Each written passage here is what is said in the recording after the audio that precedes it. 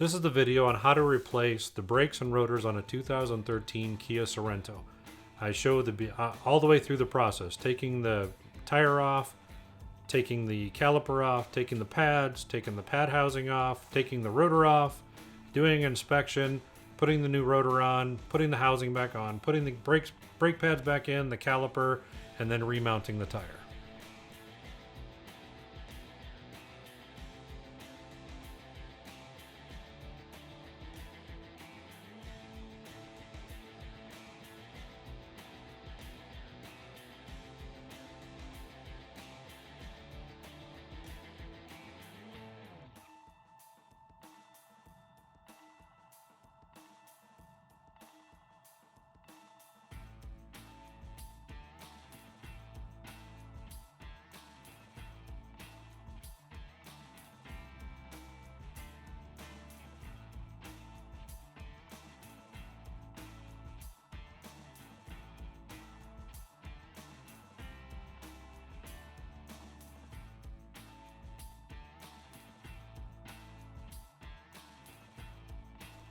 This is where I'll show you what the caliper actually looks like, and I'm pointing it out. You'll see this is the caliper that you'll actually pull off to get to the brake pads.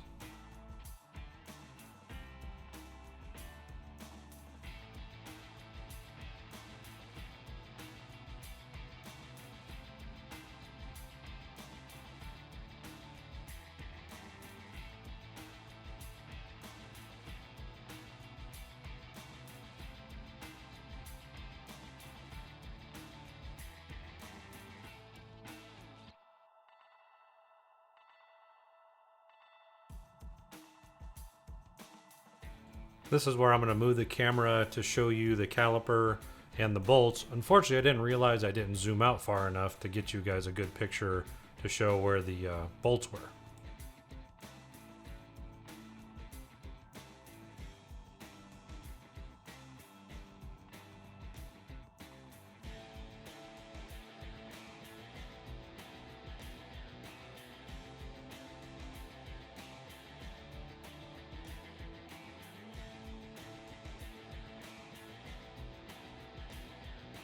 Here I'll be taking off the caliper, removing, basically sliding off the caliper, removing it, inspecting it, checking to see if everything's okay, that there's no gouges or anything in it majorly. Also, I'll be using a pair of, some zip ties to actually attach it to the shock there so that the cable is not, or the hose is not being stretched or pulled on. The brake hose is not meant to have any sort of stress on it whatsoever. So as you can see, I'll be zip tying it up to the shock.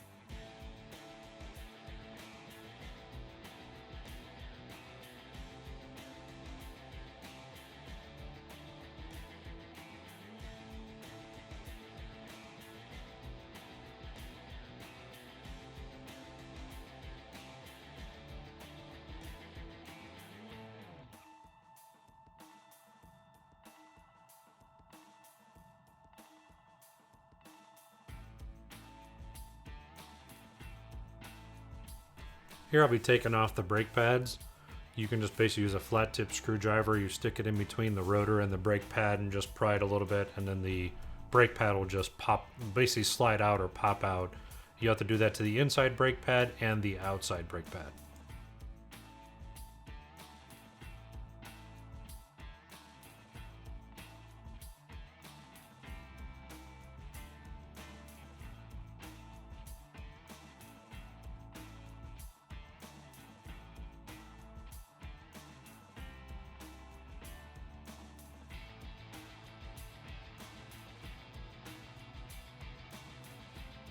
You can tell here from me showing you on the camera that the brake pads one is actually worn down quite a bit and the other one has barely any movement. I think I had a caliper that was actually sticking, so it was causing the inside to wear down more than the outside.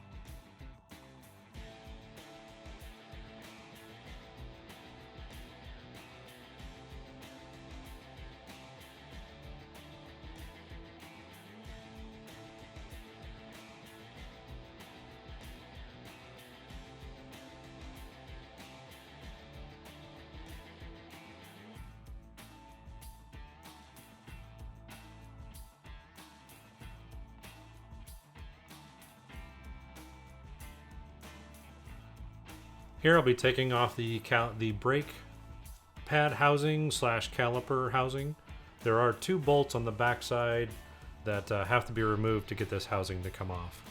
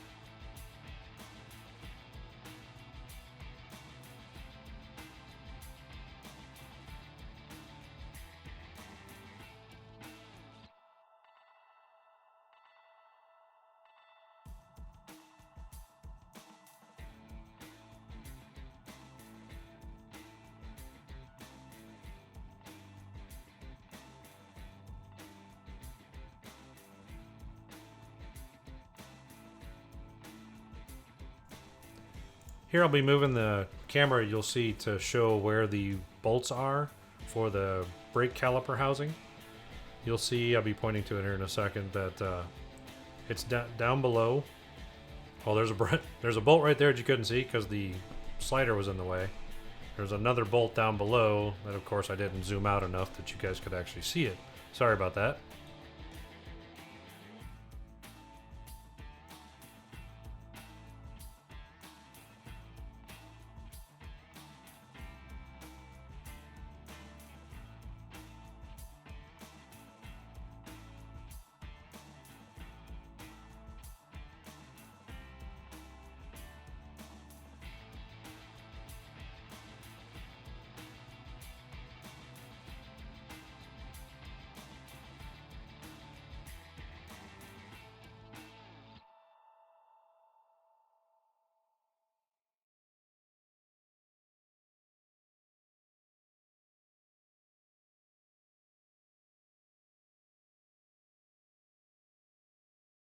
Okay, so now is going to come the really not so fun part. I spent about 20 or 30 minutes trying to beat the hell out of this rotor to get it to come off. I sprayed PB fluid on there to try to loosen it up, to try to break the rust away. I beat around the inside, I beat around the outside. I tried every possible combination, and I sped it up because I didn't want you guys to have to watch, or hopefully you wouldn't sit through 30 minutes of me beating on it. So I sped it up a little bit, kind of like the Benny Hill. I swear I wanted to beat my brains out after I got this to come loose. So as you can see here, I'm taking some screws out. These are the screws that hold the rotor to the hub. Not realizing that I had those in there, or that they were in there. So I beat on it. I beat on that literally for probably 10 minutes before I realized that those screws are in there. And then you can go back to watching the Benny Hill portion where I sit there and beat the hell out of it some more to get the rotor back off.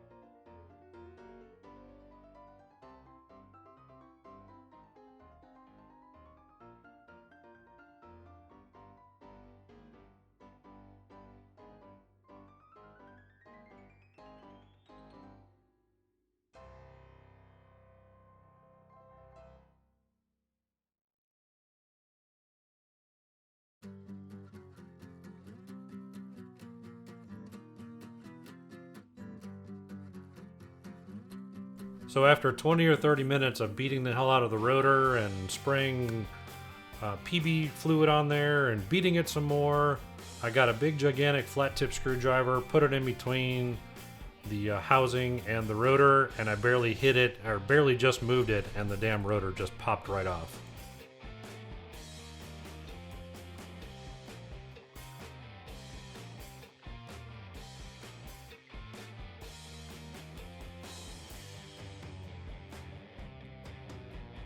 So here's the fun part. I finally get the rotor to come off. You can see I was able to just pull it off. Well, once I got the screwdriver in there, I was able to pull it off.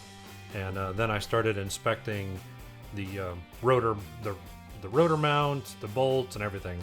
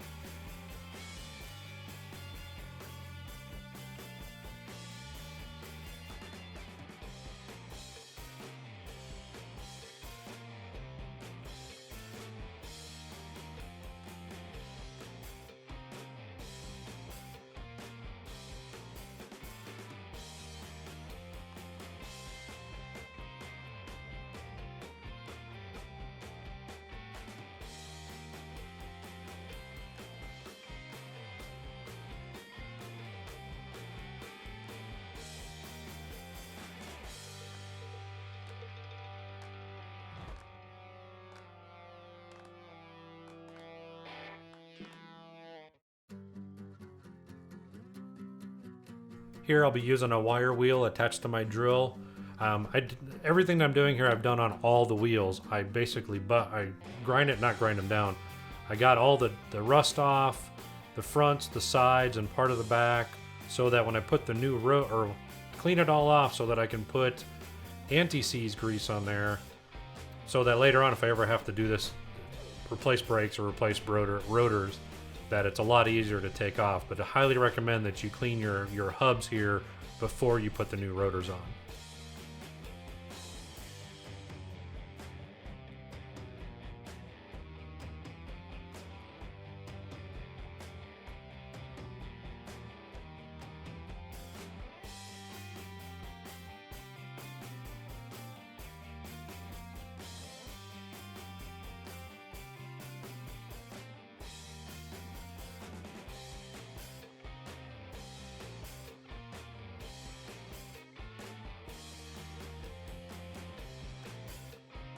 Here I'll be applying anti-seize grease compound to the hub face and around the edge and around the center of the hub where it actually meets up to the rotor. The only reason why is at a later time, if I ever want to remove these, it's a lot easier to break that loose than to try to break all the rust loose.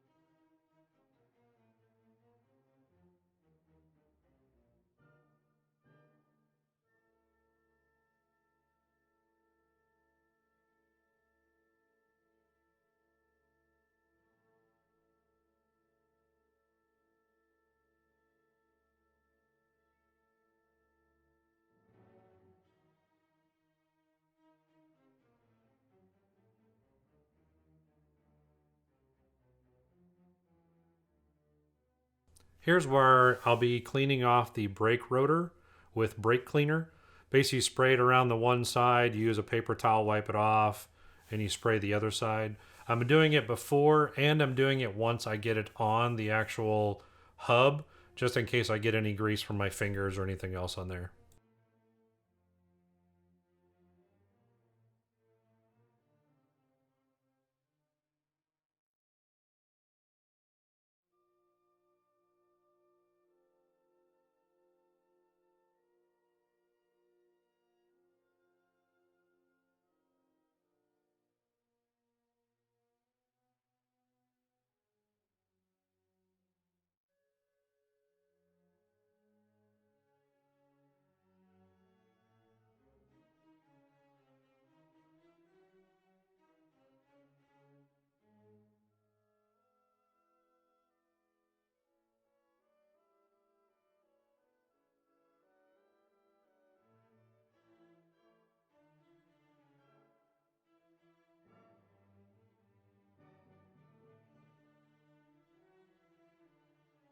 I forgot to mention it earlier, but on the Kias, I'm not sure, it might be on other cars too, but on this one, there's two screw holes right below two of the lugs.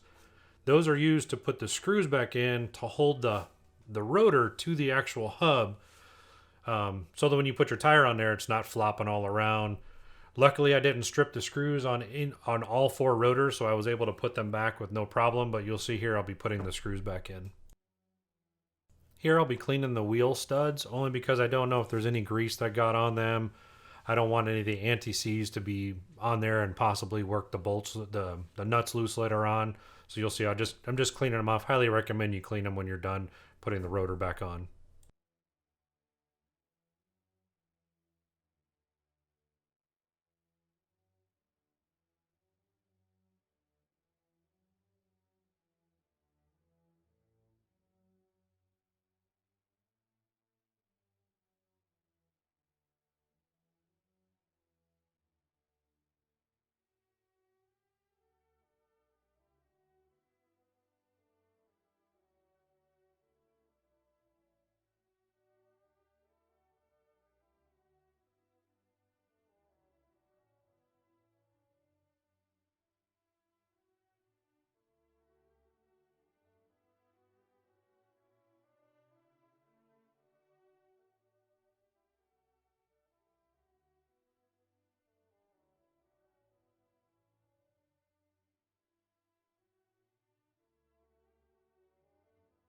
Here I'll be pulling out the guide slide pins, cleaning them off, and re-putting anti-seize grease compound on them, and then sliding them back into their assembly.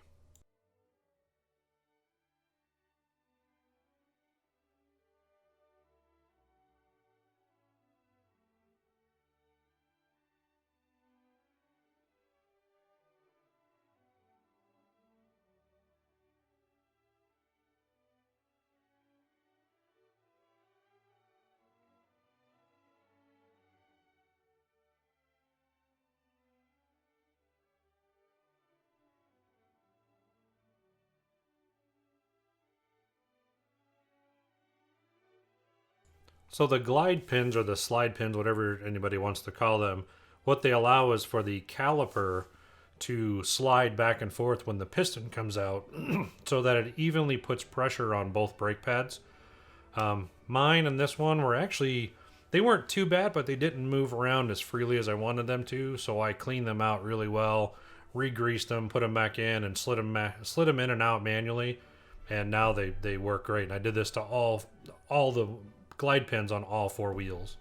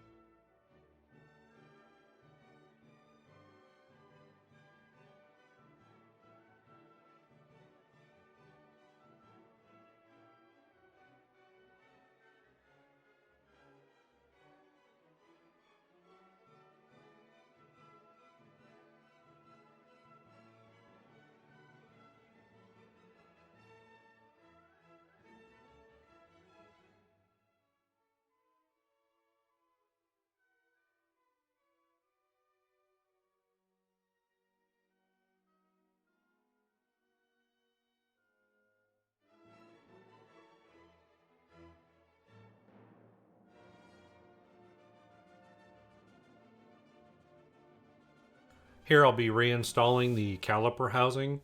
Once again, you'll basically put it back on, you'll line up the bolt holes in the back, stick the bolts back in, and then you basically tighten it to, it's supposed to be torque specs, but I tightened it until I couldn't tighten it anymore.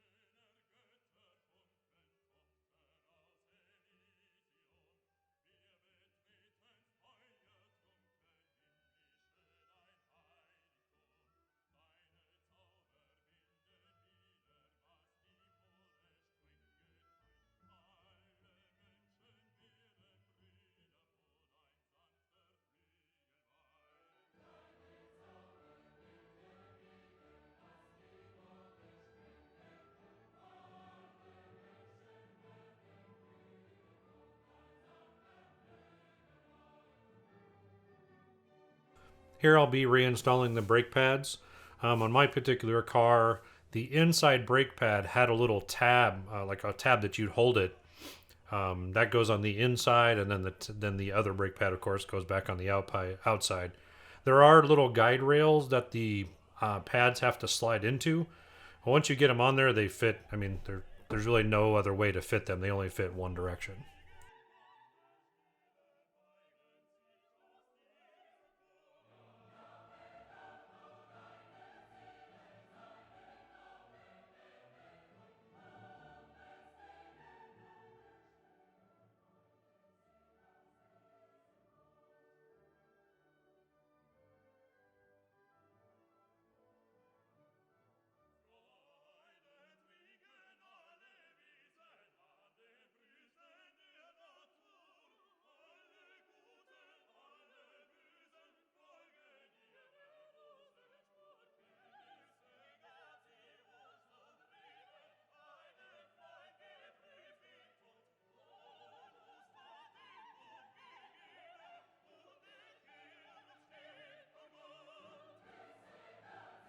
So this part of the video is where I'm cutting the zip tie to get the brake caliper down.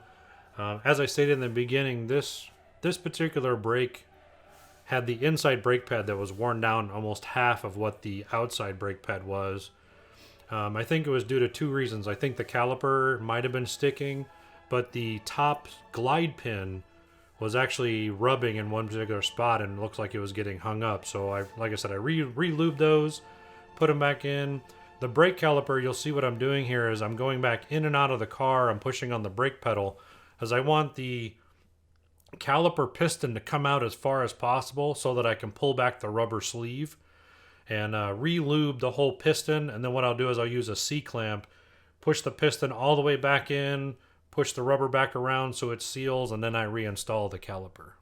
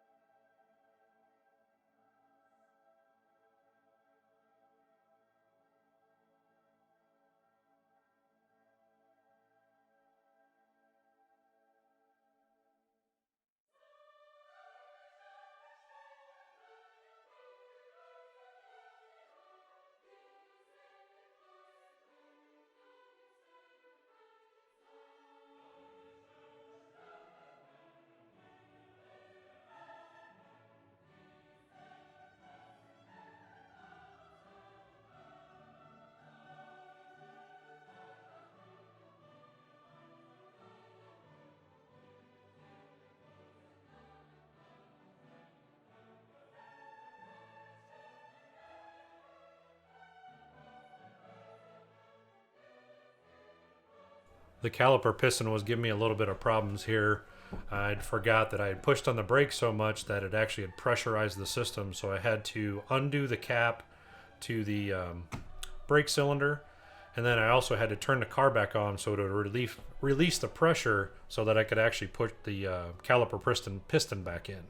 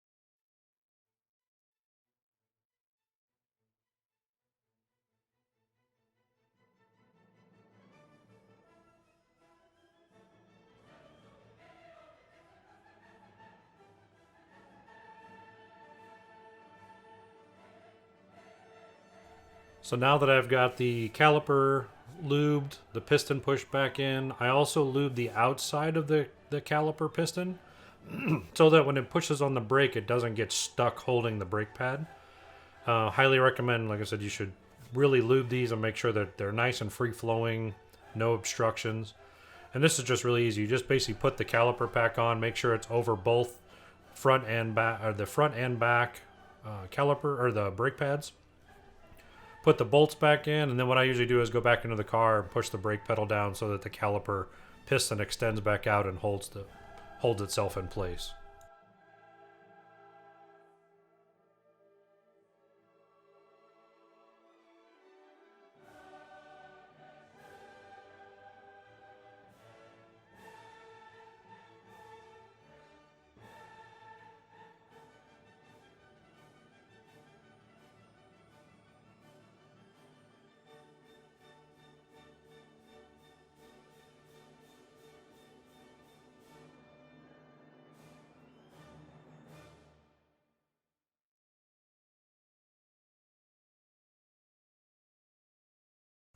Now we come to the end, so once again, to reiterate what I've done, I took off the original brake rotor, the original brake pads, took the piston, or pressed the brake pedal down so that the piston would extend out of the caliper, re-lubed the caliper, re-lubed the glide pins or guide pins that are in the caliper housing assembly, put on new slotted and drilled rotors, along with brand new ceramic pads, and I'll be putting the tire back on. I did this to all 4 tires. I didn't show you doing all 4. I thought it would be a waste of time. The only difference between the rear calipers, or I'm sorry, the rear rotors and the front rotors, is the rear rotors have an internal emergency braking. I don't know if anybody's ever seen old pads, but they pads are in the inside and they press out against the rim or against the rotor, so that's basically your emergency brake. They're really thin pads. They're probably only meant to be used a handful of times. But the process is exactly the same. There's 2 screws that hold the rotor into place. You undo those screws, you can remove the whole rotor off. The other wheels were super easy. I hit them literally once with a rubber mallet that has sand in it, and the rotors popped right off. This first one was the only one that was really rusted. And this is a 2013, so it's not like it's really old. I've only put 39,000 miles on it. But the reason I upgraded is I wanted better braking power. I wanted brand new brakes, and I thought that the rotors looked really nice on the car. After I was done replacing everything, I took it up and down the 5-mile stretch of road that's in front of my house, get it to about 50 or 60 miles an hour. And you don't slam on the brakes, but you do put a good amount of force on them to get them to brake in. My car, unfortunately, has an option where you cannot hold the brake down and press the gas pedal at the same time.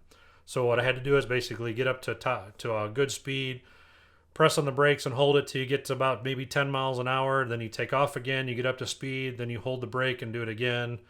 Then after probably doing that 5 or 6 times, I would get up to really high speeds, like 50 or 60 miles an hour, and then just basically slam on the brakes till I came to a stop. Once I got back home, you could see that the rotors had changed color. They had got the darker blue color from being used, but then once they cooled off, they look exactly like they look in the pictures here.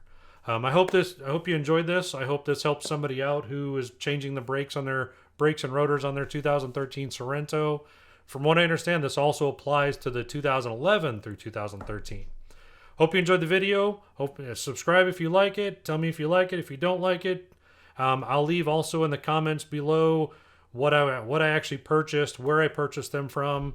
So have a good one.